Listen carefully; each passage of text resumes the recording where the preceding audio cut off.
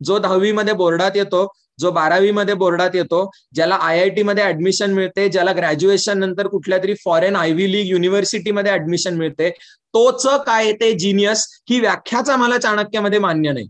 You will need to work very hard to know what you are, तू काय आहेस, and what you want from life, तुला आयुष्यामध्ये काय मिळवायचंय हे ओळख. शिक्षण म्हणजे काय हे बदलण्याचा प्रयत्न सुरू केला ते म्हणजे अविनाश धर्माधिकारी सर, आणि तो म्हणजे आमचा चाणक्य मंडलचा फाउंडेशन कोर्स. फाउंडेशन कोर्स 21व्या शतकाची गरज आहे.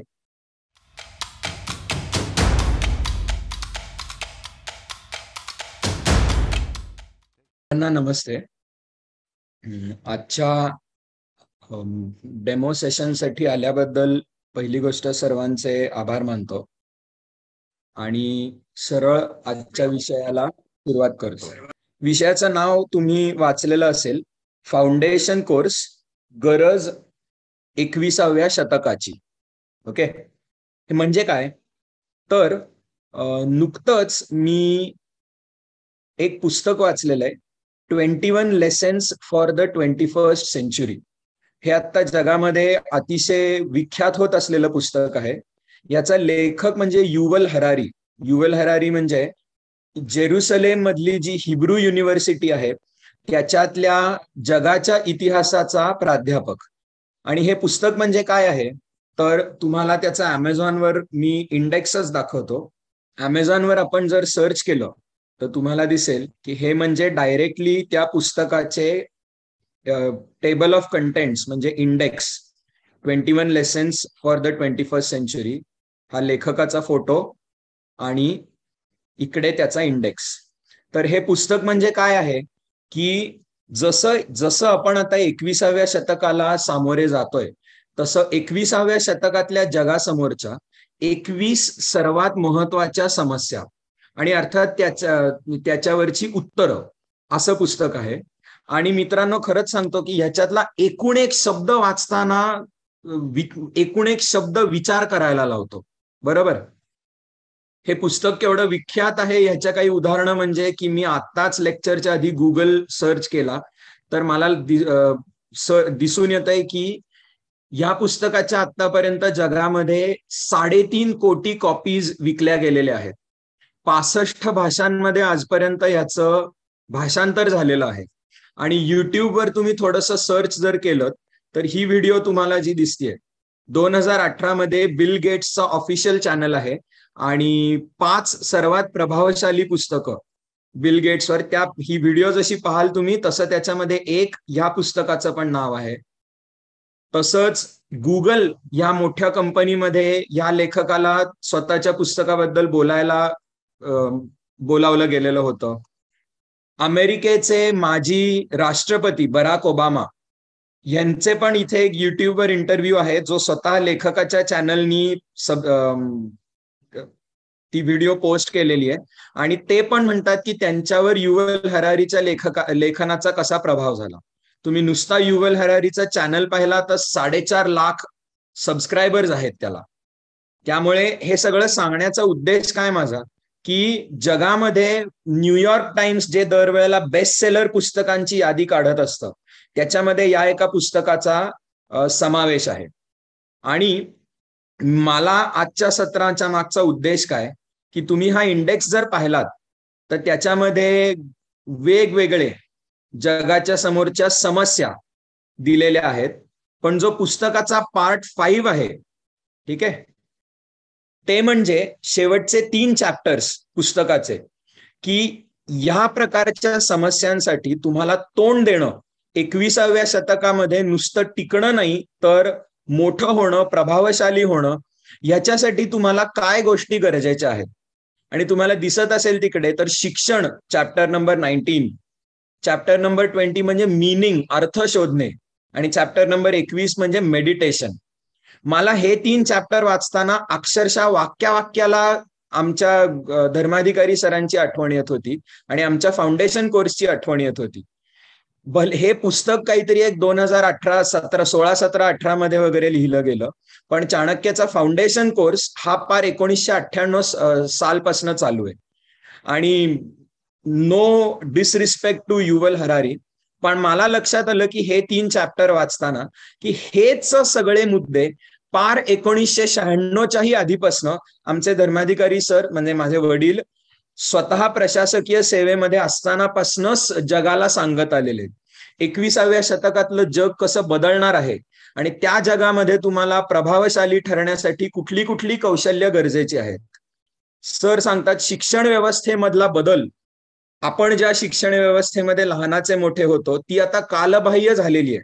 त्या शिक्षण व्यवस्थेमध्ये जे आपल्याला शिकवलं जातं ते तुम्ही जीवनामध्ये जेव्हा प्रवेश करता तिथे उपयोगाचं असतं असं अजिबात नाही.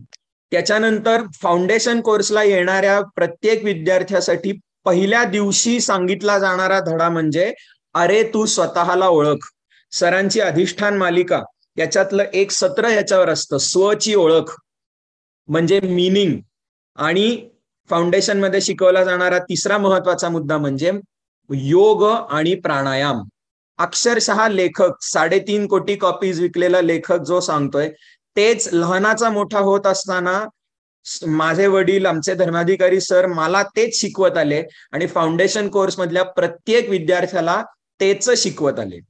त्यामुळे ह्या सगळ्या प्रभावातनं मला आजचं सत्र घ्यायची प्रेरणा मिळाली की हेच मुद्दे ह्याच पुस्तकामधला आज मी चॅप्टर नंबर 19 जो आहे म्हणजे चॅप्टर नंबर 19 एज्युकेशन, हा मला अंगावर काटा यायचा अक्षरशः तो चॅप्टर वाचताना. वाक्याला मला जाणवायचं की हे सगळं म्हणजे तर अक्षरशः आपल्या वडिलांनी जे लहानाचं मोठं होताना शिकवलेलं आहे ते सगळे मुद्दे. इतका प्रभाव माझ्यावर त्याचा पडला की शेवटी मी त्या चॅप्टरच्या नोट्स काढल्या अक्षरशः. आणि त्या नोट्स मधली जी चॅप्टर मधली महत्वाची वाक्य आहेत ती आज मी तुमच्याशी शेअर करणार आहे, स्क्रीन शेअर करून माझ्या नोट्स मधनं. आणि म्हणजे मी जी वाक्य तुम्हाला दाखवणार आहे ना ती सरळ त्या पुस्तकातनं उचललेली आहेत माझ्या नोट्समध्ये. आणि मग तुम्हाला लक्षात येईल की त्याच्यातलं कसं वाक्य आणि वाक्य आमच्या फाउंडेशन कोर्सला जाऊन भिडतं ते. ठीक आहे, तर आपण वळूयात ते मी ज्या काढल्या होत्या त्या नोट्स त्याच्याकडे. Chapter number 19 education. ओके, ह्याच्यात लेखक पहिलंच वाक्य काय म्हणतोय, इथून पुढच्या जगामध्ये change is the only constant. मग प्रश्न पुढचा म्हणजे how can we prepare our children for a world of such unprecedented transformations. पुढचे मुद्दे म्हणजे की ह्याच्या आधी पण लेखक म्हणतो की मानव जातीला भविष्य फार चांगल्या पद्धतीने प्रेडिक्ट करता यायचं की ह्याची कधीच शाश्वती नसायची, खात्री नसायची. पण हाच मुद्दा आता 21व्या शतकामध्ये ज्या प्रचंड वेगाने जग बदलतंय त्याच्यामध्ये टेक्नॉलॉजिकल बदल आहेत, त्याच्यामध्ये समाजामधले बदल आहेत, सोशल ऍटिट्यूड मधले बदल आहेत. ह्याच्यानी तर आता आपलं भविष्यामधलं जग कसं असेल हे सांगता येण्याची मुळामध्ये आपली क्षमता कमी होती, मानव जात म्हणून आपली क्षमता कमी होती. आता तर ती अजूनच कालबाह्य ठरलेली आहे. म्हणजे पुढचा मुद्दा ह्याच्यात लेखक म्हणतो की साधारण 1000 वर्षांच्या पूर्वी, हे 2018 मध्ये पुस्तक लिहिलं म्हणून लेखक म्हणतो की 1018 मध्ये पण लोकांना भविष्याबद्दलचं फारसं काही कळत नव्हतं. पण तरी इथे म्हणलंय तसं certain basic features of human society, काही ठराविक गोष्टी तरी अशा होत्या की जे सांगता येईल आपल्याला की ह्या तरी पुढची 100 वर्षांनंतर ह्या अशाच असणार आहेत. आता मात्र काय, आजकालच्या जगामध्ये जे आपले मुलं जे काही शिकणार आहेत त्याच्यातलं जवळपास सगळं हे 2050 पर्यंत इररिलेव्हंट ठरणार आहे. आणि तरी मला हे पुस्तक वाचताना जाणवलं आणि लेखकांनी नंतरच्या एखाद्या इंटरव्ह्यू मध्ये पण म्हणलंय की ते 2050 हे वर्ष पण जरा फार मला पुढचं दिलं मी असं वाटतं. पुढच्या मुद्द्यांमध्ये एक महत्वाचा मुद्दा हा पण येणार आहे की तुम्ही डिग्री कुठली घेता आणि एस्पेशली टेक्नॉलॉजी जगातली डिग्री असेल तर अक्षरशः तुम्ही ग्रॅज्युएशन झाल्यापासूनच्या वर्षभरामध्ये तुम्ही जे ग्रॅज्युएशनच्या वेळेला शिकता ते तसं कालबाह्य झालेलं असतं. म्हणून पुढचा मुद्दा शिक्षणाच्या बाबतीमध्ये लेखक म्हणतो की आत्ताची जी आपली शिक्षण व्यवस्था आहे त्याचा उद्देश काय आहे, तर विद्यार्थ्याच्या मनामध्ये फक्त जास्तीत जास्त माहिती कोंबणे. आत्ताची आपली शिक्षण व्यवस्था ही 18वं आणि 19वं आणि 20वं शतक जेव्हा जगामध्ये औद्योगिक क्रांती, मॅन्युफॅक्चरिंगची, इंडस्ट्रियल रेव्होल्युशन, औद्योगिक क्रांती पसरत होती, तेव्हा पाश्चात्य जगांपासून सुरुवात करून जगभर पसरलेली शिक्षण व्यवस्था आहे. याच्यातला महत्वाचा मुद्दा काय, की जेव्हा अजूनही जगामध्ये इंटरनेट नव्हतं, तेव्हा माहिती मिळवण्याचे स्रोत कुठले होते, तर पुस्तकं. आणि ती लायब्ररीमध्ये जाऊनच तुम्हाला वाचावी लागायची किंवा स्वतः विकत घ्यावी लागायची. याचा अर्थ काय होतो, की 19व्या आणि 20व्या शतकामध्ये access to information was limited. म्हणजे the only place where you could store information was your brain. म्हणून शिक्षण व्यवस्थेमध्ये सगळं जे पाठांतर, रट्टेबाजी, इंग्लिशमध्ये रोट लर्निंग, ह्याच्यावर जो अजूनही भारतातल्या बहुतांश शाळांमध्ये भर दिला जातो, त्याचा इतिहास लेखक आपल्याला सांगतोय. पण आता काय झालेलं आहे, तर 21व्या शतकामध्ये आपल्या समोर माहितीची टंचाई अजिबात उरलेली नाहीये. तुमच्या हातामध्ये जर ह्याच्यासारखा कुठला तरी एखादा डिव्हाइस असला, फोन असला, तर अक्षरशः जगामध्ये असलेलं सगळं ज्ञान, हे इंग्लिशमध्ये म्हणतात तसं, literally it is available at the tip of your fingers.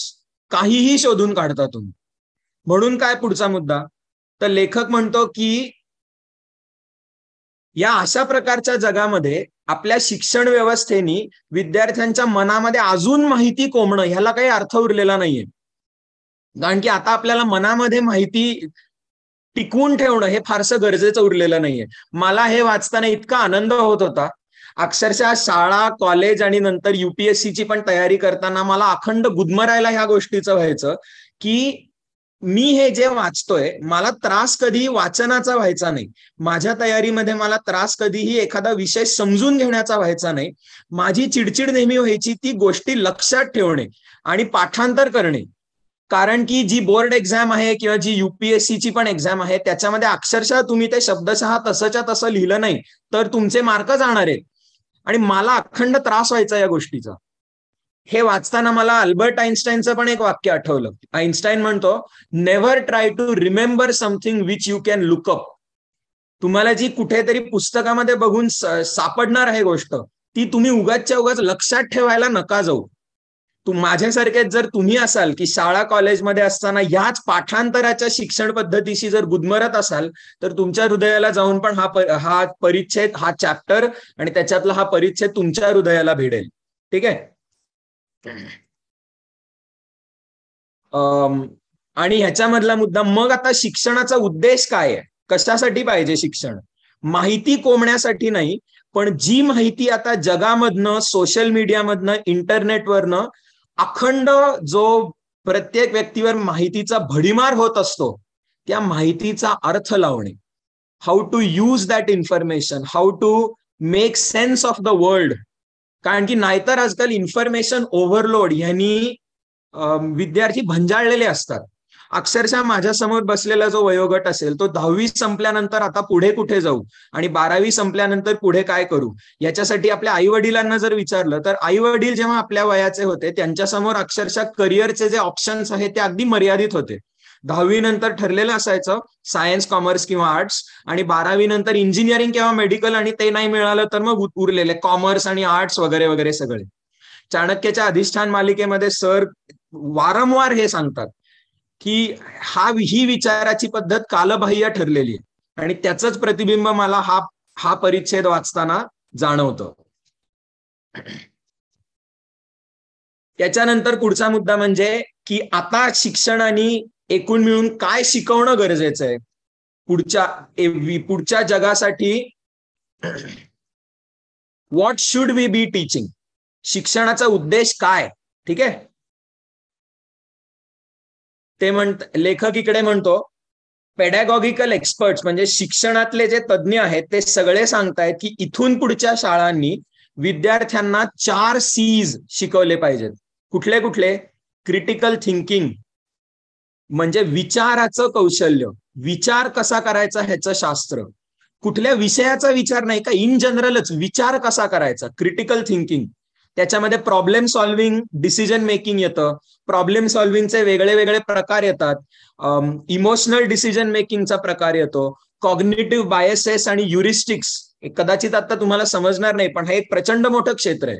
हे अक्षरशः चाणक्य मंडलच्या फाउंडेशन कोर्स मधली ही 4 मॉड्यूल्स आहेत.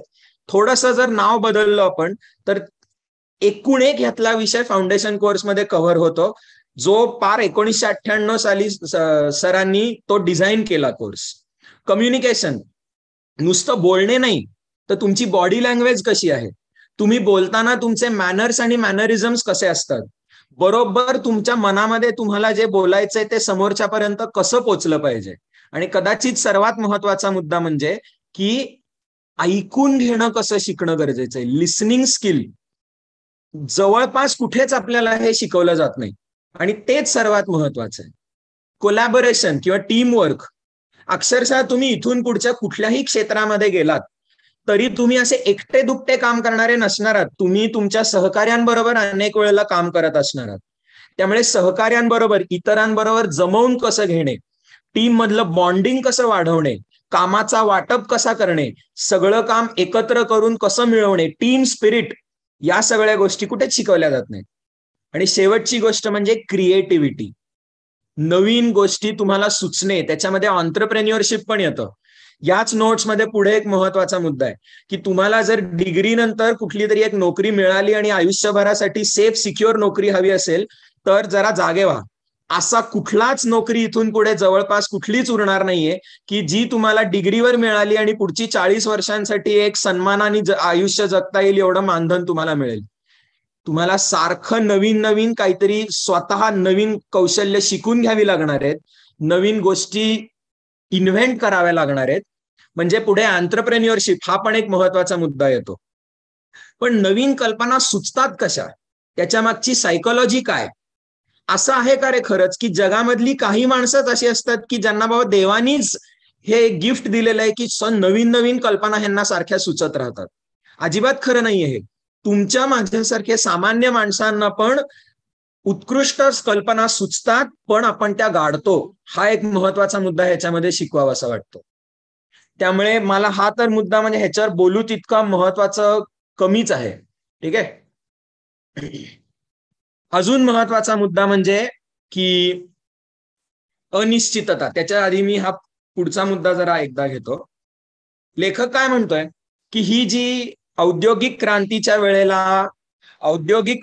वेळेला जी आपण आजही शिक्षण व्यवस्था पाळतो तेव्हा जग काय होतं रे, तर आपलं आयुष्य हे 2 भागांमध्ये त्याचं विभाजन केलेलं असायचं.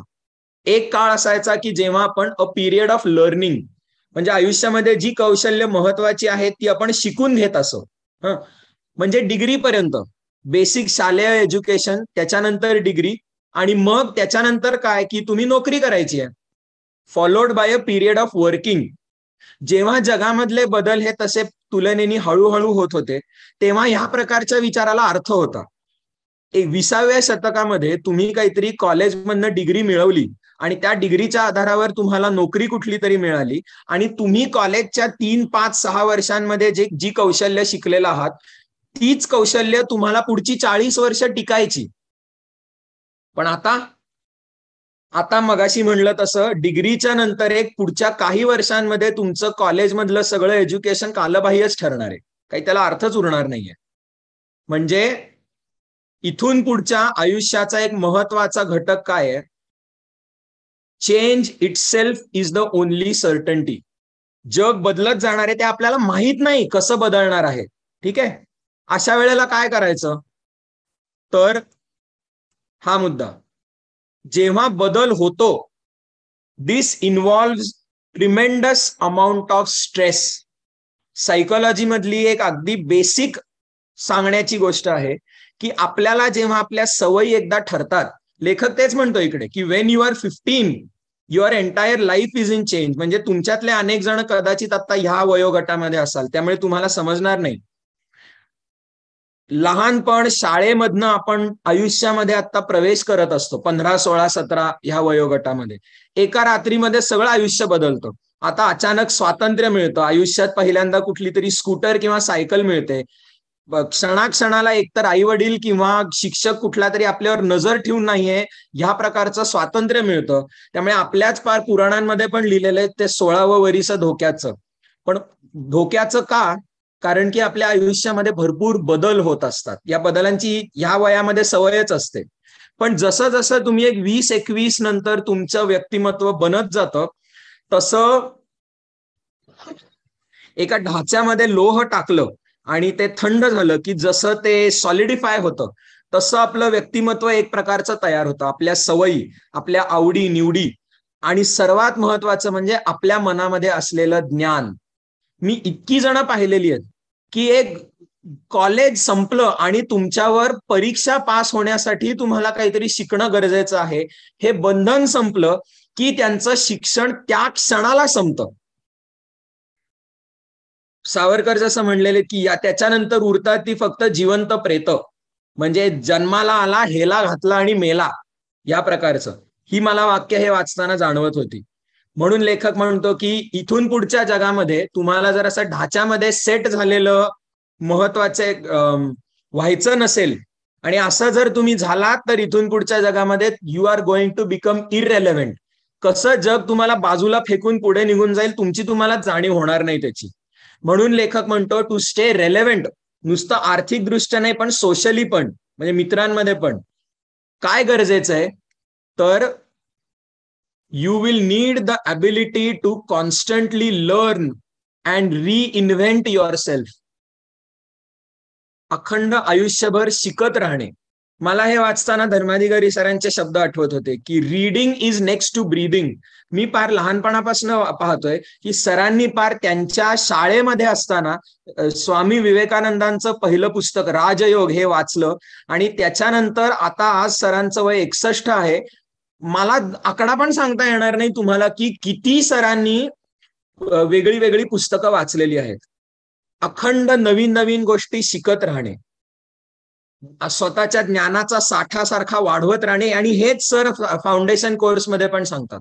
आमच्या फाउंडेशन कोर्समध्ये एक सत्र असतं called life long learning. Sir म्हणतात तुम्ही एक व्रत घ्या आत्ताच्या या जीवनाला, की तुमच्यावर एकदा शाळा कॉलेज संपल्यावर जेव्हा नवीन गोष्टी शिकण्याचं बंधन जातं, संपतं, तेव्हा तर खरं उलट तुमचं खरं शिक्षण सुरुवात होते.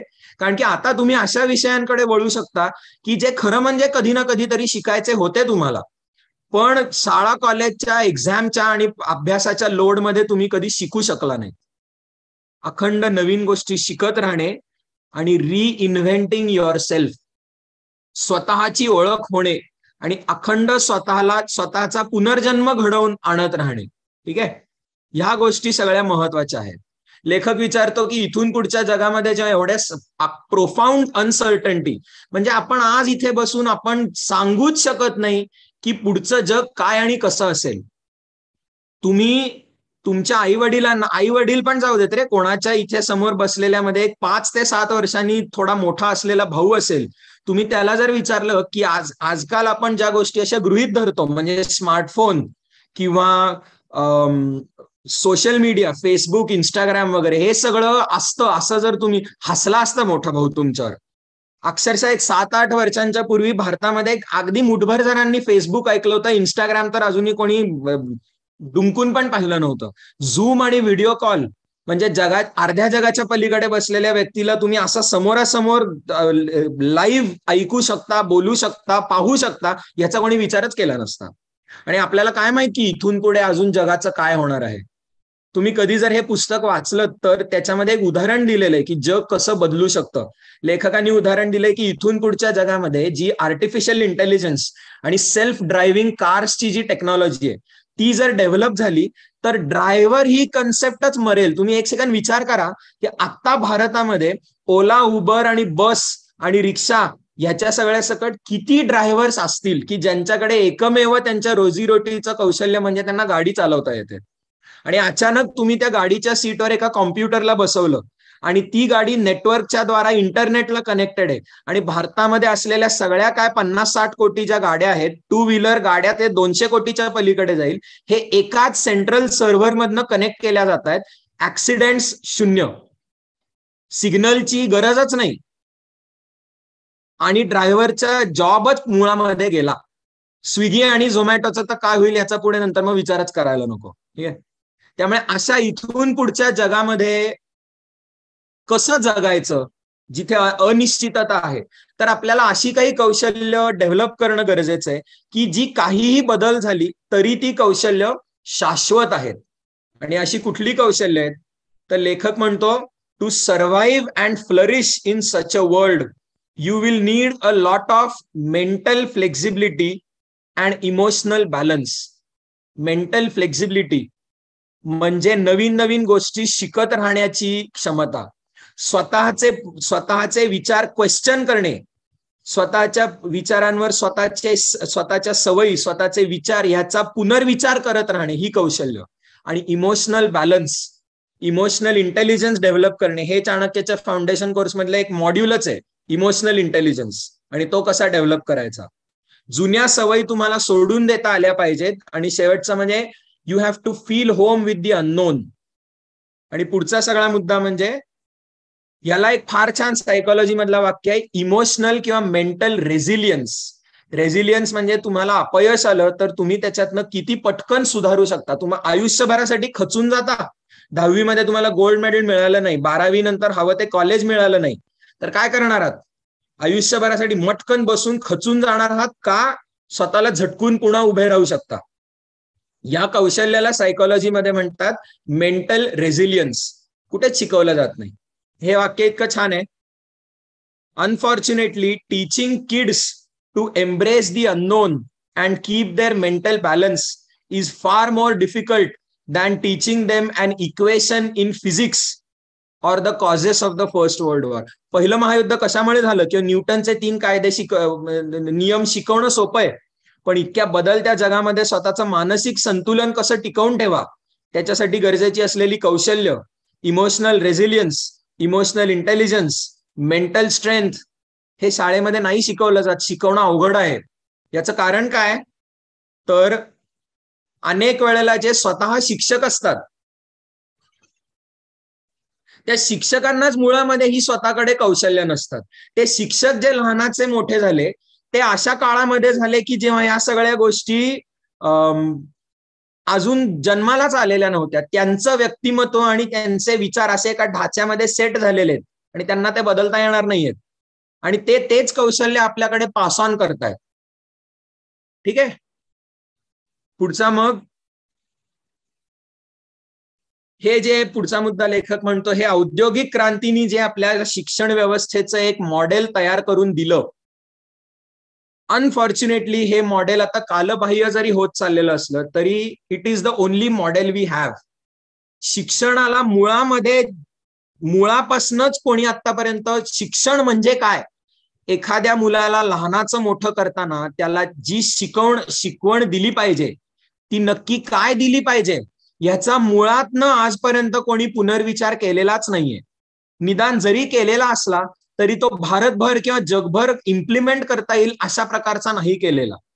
आणि एवढ्या एका मुद्द्यावर मात्र मी तुम्हाला 110% खात्रीने सांगू शकतो की एक व्यक्ती तरी आहे ज्यांनी हा विचार केला आणि ज्यांनी स्वतःचा खारीचा वाटा का होईना पण शिक्षण म्हणजे काय हे बदलण्याचा प्रयत्न सुरू केला. ते म्हणजे अविनाश धर्माधिकारी सर. आणि तो म्हणजे आमचा चाणक्य मंडलचा फाउंडेशन कोर्स.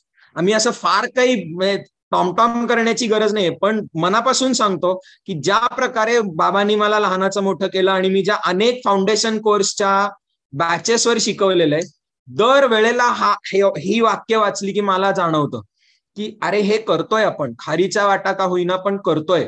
ठीक आहे. आणि म्हणून शेवटचा मुद्दा, हे बघा हा प्रश्न किती छान आहे ना, पुस्तकातलंच वाक्य आहे की लेखक म्हणतो, so what is the best advice I could give a 15-year-old stuck in an outdated school somewhere in Mexico, India और अलाबामा. 15 वर्षाचा मुलगा भारत, मेक्सिको किंवा अमेरिकेतलं राज्य अलाबामा याच्यातल्या कुठल्या तरी कालबाह्य झालेल्या शिक्षण व्यवस्थेमध्ये जो अडकलाय अशा एका विद्यार्थ्याला मी काय सल्ला देईन. मी म्हणजे लेखक, आणि लेखकाच्या क्रेडिबिलिटीवर तरी आपल्याला शंका नसली पाहिजे. 3.5 कोटी कॉपीज ज्यांनी विकल्या आहेत आणि बिल गेट्स आणि बराक ओबामा ज्याचा सल्ला ऐकतात असा व्यक्ती जगातल्या कुठल्याही कोपऱ्यामधल्या 15 वर्षाच्या मुलाला काय सल्ला देतोय, तर don't rely too much on the adults. शेवटचं वाक्य. आणि हे समोर जे असलेले टार्गेट पोरं आहेत ना, त्याच्यातल्या कोणालाही पुढच्या वेळेला घरी आई बाबांनी काहीतरी अक्कल शिकवायला गेले की उद्धटपणाने जर उलट उत्तर द्यायचं असेल तर एक छान कारण मिळालं. आता तर एकदम मी नाही बोलत आहे, युवल हरारी बोलतोय, असं जरूर मार खाल तुम्ही आई वडिलांचा, ते आता काय त्याला मान्य करावं लागतं आपल्याला तेवढं. Don't rely too much on the adults. का? Most of them mean well but they just don't understand the world. म्हणजे काय? तुमच्या भल्याचाच ते विचार करतायत पण त्यांना जग समजत नाहीये. In the past it was a relatively safe bet to follow the adults because they knew the world quite well and the world change slowly. भूतकाळामध्ये जग जे बदलत होतं ते फार हळूहळू बदलत होतं. त्यामुळे जवळपास आपण खात्रीने सांगू शकायचो की तुमच्या आई वडिलांचं जसं आयुष्य जगले तसंच तुमचं आयुष्य असणार आहे. तुमच्या आई वडिलांचे जे अनुभव आहेत तेच तुमचे अनुभव असणार आहेत. आणि तुमचे आई वडील जे अनुभवामधनं शिकून तुम्हाला सांगतायत तेच तुम्हाला तुमच्या आयुष्यासाठी उपयोगाचं ठरणार आहे. पण हे 21व्या शतकासाठी आता खरं नाहीये. 21व्या शतकामध्ये जग एवढं बदलतंय की तुमच्या आई वडिलांचे लहानाचे मोठा होतानाचे अनुभव आणि तुमचे लहानाचे मोठं होतानाचे अनुभव याच्यामध्ये जमीन आसमानाचा फरक असणार आहे. म्हणून लेखक म्हणतोय don't rely too much on the adults. स्वतःचे स्वतः विचार करायला शिका. हे वाक्य मी पुन्हा बोलतो काय? स्वतःचा स्वतः विचार करायला शिका. म्हणजे मुळात जे मी ते 4 C's म्हणलं, क्रिटिकल थिंकिंग, विचार कसा करायचा हे कोणीतरी शिकवणं गरजेचं आहे. ते आई वडिलांना किंवा जुन्या शिक्षण व्यवस्थेला माहित नव्हतं. ते फाउंडेशन कोर्समध्ये आमचा प्रयत्न आहे ते करण्याचा. आणि हे शेवटचं वाक्य, due to the growing pace of change you can never be certain whether what the adults are telling you is timeless wisdom or outdated bias. ज्याचं इंग्रजी थोडंसं कच्चं असेल, हे ज्या प्रकारे पण हे वाक्य लिहिलं गेलेलं इतकं भन्नाट आहे, ह्याचं मराठीमध्ये भाषांतर काय होतं की ज्या प्रकारे आणि ज्या वेगाने 21व्या शतकातलं जग बदलतंय त्याच्यामध्ये आपण कधीच खात्रीने सांगू शकत नाही की आपले आई वडील आपल्याला जे सांगतायत ते म्हणजे टाइमलेस विजडम, म्हणजे कधी न मरणारं ज्ञान आहे का कालबाह्य, आउटडेटेड, कालबाह्य झालेला बायस आहे. बायस थिंकिंग जसं म्हणतात ते. तर तुम्हाला कदाचित एक धर्मसंकट अनेक ऐकणाऱ्यांना समोर उभं राहिलेलं असेल की अरे बापरे, हा म्हणतोय एकीकडे की शाळा आपल्याला खड्ड्यात घालतीये, हा म्हणतोय शिक्षण व्यवस्था कालबाह्य ठरलेली आहे, हा म्हणतोय की स्वतःच्या आई वडिलांचं पण ऐकू नका. अल्टिमेट म्हणजे कोणी जर समोर बसलेल्यांमध्ये एक असं टार्गेट पोरग असलं, बंडखोर पोरग असलं तर तुम्हाला तुमच्या कानासाठी तर मी बोलतोय ते म्हणजे संगीतच असणार आहे. आणि असलाच जर कोणीतरी असला बंडखोर आणि टार्गेट पोरगा, तर मी तुम्हाला 110% शाश्वतीने सांगतो, तुम्हाला बाकीच्या शिक्षण व्यवस्थे आणि मध्ये आणि घरामध्ये जर थोडंसं गुदमरायला होत असेल, चाणक्यमध्ये तुम्ही अगदी फिट इन व्हाल.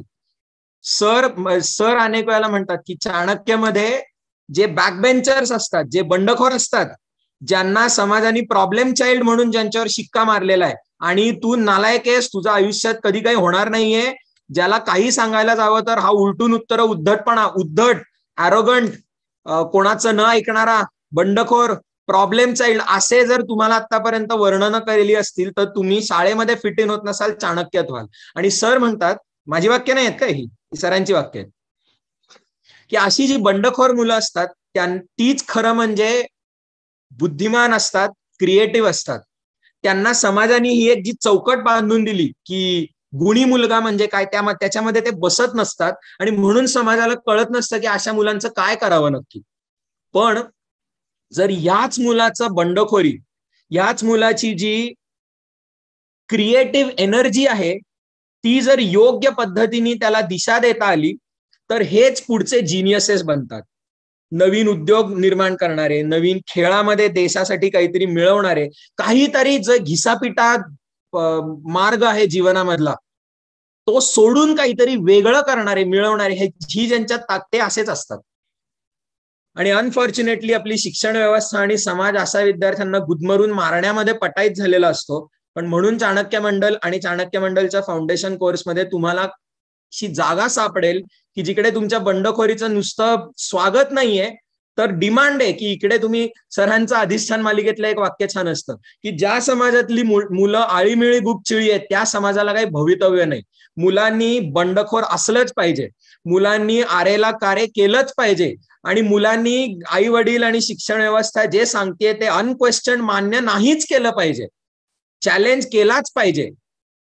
या सगळ्या गोष्टीचं चाणक्यमध्ये आणि फाउंडेशन कोर्समध्ये स्वागत आहे. आणि म्हणून शेवटचा माझा बुलेट पॉइंट की हे जे सगळं बदलतं जग आहे, म्हणजे आतापर्यंत सगळे मी तुमच्या मनामध्ये प्रश्नच कदाचित निर्माण केले असतील. शिक्षण व्यवस्थेवर भरोसा ठेवू नका, आई वडिलांवर भरोसा ठेवू नका. आतापर्यंतचे जे आई वडिलांचे अनुभव आहेत ते इथून पुढचे वेगळे असणार आहेत. इथून पुढे जग बदलत जाणार आहे. बरं काय बदलणार आहे माहित नाही मला. प्रश्न पडेल, अरे मी माझ्या आयुष्यातले महत्वाचे निर्णय घेऊ तरी कसे? माझी 10वी झाली आहे, माझी 12वी झाली आहे, मी आता जगामध्ये प्रवेश करतोय, मी करिअरचे निर्णय, मी शिक्षणाचे निर्णय काय आणि कसे घेऊ? मी सर्वात महत्वाचा प्रश्न, गायडन्ससाठी मी कोणावर अवलंबून राहू? तोच लेखक शेवटचा प्रश्न विचारतोय. So what can you rely on instead? You cannot rely on all of these other things. So what can you rely on? एकच शब्द, नो दाय सेल्फ. अधिष्ठान मालिकेमधले जी अधिष्ठान मालिका म्हणजे काय, की चाणक्य मंडल म्हणजे काय, कुठल्या विचारांवर ही संस्था बनलेली आहे आणि त्यातला पण विशेषतः फाउंडेशन कोर्स हा कशाच्या आधारावर बनलेला आहे हे समजावून सांगणारी 5 सत्र दरवर्षी धर्माधिकारी सर स्वतः घेतात. ही 5 सत्र म्हणजे पहिलंच त्यातलं सत्र आम्ही त्याला म्हणतो स्वची ओळख. चाणक्य मंडल म्हणजे काय, फाउंडेशन कोर्स म्हणजे काय, हे एका वाक्यामध्ये सांगायचं झालं तर पहिल्याच दिवशी कुठल्याही नवीन कोर्सच्या पहिल्याच दिवशीच्या पहिल्याच सत्रामध्ये सर जे वाक्य सांगतात की पुढच्या वर्षभरामध्ये आम्हाला दुसरं तिसरं काहीही जमलं नाही, पण एक गोष्ट जमली तर आम्ही फाउंडेशन कोर्स सार्थकी झाला असं मानू. आणि ती गोष्ट म्हणजे अरे तू स्वतःला ओळख, स्वची ओळख. मी कोण आहे, मला काय जमतं, मला काय नाही जमत, माझी बुद्धिमत्ता कशामध्ये चालते, माझी बुद्धिमत्ता कशामध्ये चालत नाही, आणि जीवनामधली जी सगळी विविध क्षेत्र आहेत त्याच्यामधले माझी जीनियस कुठे चालते. अधिष्ठान मालिकेतलं हे दुसरं सत्र, जीनियसची जोपासना. जो 10वी मध्ये बोर्डात येतो, जो 12वी मध्ये बोर्डात येतो, ज्याला IIT मध्ये ऍडमिशन मिळते, ज्याला ग्रॅज्युएशन नंतर कुठल्या तरी फॉरेन आयव्ही लीग युनिव्हर्सिटीमध्ये ऍडमिशन मिळते, तोच काय ते जीनियस, ही व्याख्याच आम्हाला चाणक्यामध्ये मान्य नाही. आईन्स्टाईनचं एक वाक्य आहे की everyone is a genius, but if you जज a fish by its ability to climb a tree, it will spend its entire life thinking it is stupid. भन्नाट वाक्य आहे. आईन्स्टाईन म्हणतो की सर्वजण जीनियस आहेत, पण तुम्ही जर एका माश्याची मोजमाप हे त्याला झाड किती चांगलं चढता येतं ह्याच्यावर न लावणार असाल तर तो मासा आयुष्यभर मी कसा मूर्ख आहे हे असं समजत चालेल, असं आईन्स्टाईन म्हणतो. आपली शिक्षण व्यवस्था हेच आहे. आपल्या शिक्षण व्यवस्थेमध्ये जीनियस, हुशार आणि क्षमता असलेला विद्यार्थी म्हणजे कोण? ज्याला केवळ बोर्डामध्ये येता येतं, ज्याला कुठलं तरी वाद्य उत्कृष्ट वाजवता येतं, ज्याला बाकीच्यांना बरोबर घेऊन एक भन्नाट टीम जोडता येते, ज्याला कुठला तरी खेळ उत्कृष्ट खेळता येतो, ज्याला कुठली तरी चित्र उत्तम काढता येतं. या मुलांना आपल्याला फावल्या वेळामध्ये करण्याच्या गोष्टी आहेत. दिस इज नॉट ट्रू जीनियस. ह्यांनी काय पैसे कमवता येतात का, ही काय करिअर आहे का, हे शिकवलं जातं. सर आम्हाला म्हणतात हे सगळं भंकस आहे. तुमच्यातला जीनियस ओळखा. एक अधिष्ठान मालिकेतलं दुसरं सत्र, जीनियसची जोपासना. स्वतःतला जीनियस डेव्हलप करा आणि त्याच्यासाठीचं पहिलं मुद्दा म्हणजे अरे तू स्वतःला ओळख. पाश्चात्य फिलॉसॉफी, आपली हिंदू, बौद्ध, वेद पुराणांमध्ये लिहिलेले सर्वात गोष्ट म्हणजे नो दाय सेल्फ, अरे तू स्वतःला ओळख. ग्रीक विचारवंतांमध्ये एक संकल्पना आहे दी ऑरेकल्स ऑफ डेल्फी, आणि त्या ऑरेकल्स ऑफ डेल्फींनी दिलेला पहिला सल्ला म्हणजे अरे तू स्वतःला ओळख, नो दाय सेल्फ, स्वची ओळख. आणि आपल्या वेद, पुराण, उपनिषदांमध्ये हिंदू आणि बौद्ध विचारामध्ये पण दिलेली सर्वात जुनी सल्ला सगळ्या ऋषीमुनींनी अरे तू स्वतःला ओळख. आणि लेखक पण तेच म्हणतो, 21व्या शतकामध्ये to succeed in such a daunting task, daunting म्हणजे एवढं मोठं आव्हान अंगावर घेऊन तुम्हाला यशस्वी व्हायचं असेल तर लेखक काय म्हणतो, you will need to work very hard on getting to know your operating system better. Windows किंवा मॅक ही जी ऑपरेटिंग सिस्टीम असते की ज्यांनी कॉम्प्युटर, बेसिकली कॉम्प्युटर चालतो म्हणजे काय होतं तर त्याची ऑपरेटिंग सिस्टीम, तशीच तुमची ऑपरेटिंग सिस्टीम आहे. ज्या प्रकारे तुम्ही लहानाचे मोठे झालात, तुमचं घर, तुमची शाळा, तुमचा समाज, या सगळ्यांनी तुम्ही आजपर्यंत जिकडे आलात तसं तुमच्या व्यक्तिमत्वाचं, तुमच्या सवयींचं आणि तुमच्या विचाराचं एक पॅकेज तयार केलेलं आहे. हे पॅकेज आपण अनेक वेळेला नकळत जगत असतो. जीवनाने जणू काही आपल्याला एक लिखित स्क्रिप्ट दिली आहे आणि एखादा ऍक्टर जसं ती स्क्रिप्ट वाचून काढत असतो फक्त, तशी आपण ती स्क्रिप्ट फक्त वाचून काढत असतो, असं आयुष्य जगत असतो. आणि लेखक आपल्याला सांगतोय की अरे तुझी ती जी जन्मापासून तुला दिलेली स्क्रिप्ट आहे, ती केवळ दिलेली स्क्रिप्ट वाचून काढणं हे बंधन नाहीये तुझ्यावर, तर तू तुझी स्क्रिप्ट बदलू पण शकतोस. पण त्याच्यासाठी आधी ती स्क्रिप्ट ओळख, आधी तू स्वतःला ओळख. म्हणजे काय, to know what you are, तू काय आहेस, and what you want from life, तुला आयुष्यामध्ये काय मिळवायचंय हे ओळख. लेखक म्हणतो, and this is of course the oldest advice in the book, not this book, all books. लिखाण जेव्हापासून मानव जातीने शोधून काढलं आणि ज्याला आपल्या वेद उपनिषदांना इतिहासकार म्हणतात, this is the oldest written literature in the world. लिखित शब्द, लेखणी जेव्हापासून माणसाला मिळाली जेव्हापासून माणूस लिहायला लागला आणि एक पिढी स्वतःच्या शिकवणी लेखणीच्या द्वारे पुढच्या पिढीला पास ऑन करायला लागली, तेव्हापासून सर्वात जुना दिला जाणारा सल्ला म्हणजे नो दाय सेल्फ. अरे तू स्वतःला ओळख. हजारो वर्ष, for thousands of years, philosophers and prophets have urged people to do this. विचारवंत म्हणजे फिलॉसॉफर्स आणि प्रॉफिट्स म्हणजे धर्मगुरू सगळ्या प्रकारचे, नुसतं हिंदू बौद्ध विचाराची ह्याचा नाही तर सगळ्या जगातल्या सगळ्या विचारवंतांमधल्या सगळ्या धर्मगुरूंनी आतापर्यंत काय शिकवलेलं आहे, पहिली गोष्ट म्हणजे नो दाय सेल्फ. आणि म्हणून हा चॅप्टर संपतो तो कशावरनं, पण हा सल्ला, but this advice was never more urgent than in the 21st century. 21व्या शतकामध्ये एक इंग्लिश मधली आयरॉनिक वाक्य आहे, history goes a circle, history repeats itself. 5000 वर्षांच्या पूर्वीपासून आपल्याला जो सल्ला मिळत चाललाय तो 21व्या शतकासाठी सर्वात महत्वाचा आहे. आणि म्हणून फाउंडेशन कोर्स ही कशी 21व्या शतकाची गरज आहे हे आय होप तुमच्या आतापर्यंत लक्षात आलेलं असेल. ठीक आहे, अक्षरशः माझ्या मनापासून, आणि मी म्हणेन की माझ्या बोलण्यावर एक वेळ नका विश्वास ठेवू. ठीक आहे, मी कोणी नाही, मी कोण मोठा माणूस नाही लागून गेलो. ठीक आहे, माझं काय छोटस काहीतरी श्रेय असेल तर तो एवढंच एक कोइन्सिडन्स आहे की मी अविनाश धर्माधिकारी सारख्या मोठ्या माणसाच्या घरामध्ये जन्माला आलो आणि मला अविनाश धर्माधिकारी किंवा भीष्मराज बाम सर यांच्यासारख्यांचा सहवास मिळाला. मी गेल्या 40 मिनिटांमध्ये जे काही बोललो ह्याच्यातलं एकही वाक्य माझं नाहीये. माझ्या एकाही वाक्यावर विश्वास ठेवू नका, पण मी एकूण एक वाक्य कोणी बोललेलं आहे हे ओरिजिनल सोर्सेस तुम्हाला सांगितलेले, त्यांचं जाऊन हे पुस्तक वाचा. चाणक्य मंडलची अधिष्ठान मालिका ही युट्यूब चॅनलवर आहे, ती पहा. फाउंडेशन कोर्सचा आमचा एक वेगळा चॅनलच आहे, चाणक्य मंडल फाउंडेशन कोर्स असं त्या चॅनलचं नाव. त्या चॅनलवर जाऊन त्या चॅनलवरच्या व्हिडिओज बघा. आणि जर तुम्हाला हा कोर्स आवडला, पटला आणि समजला तरच या. हा काही केवळ एक दुसरा स्पर्धा परीक्षेच्या सुरुवातीचा कोर्स नाही.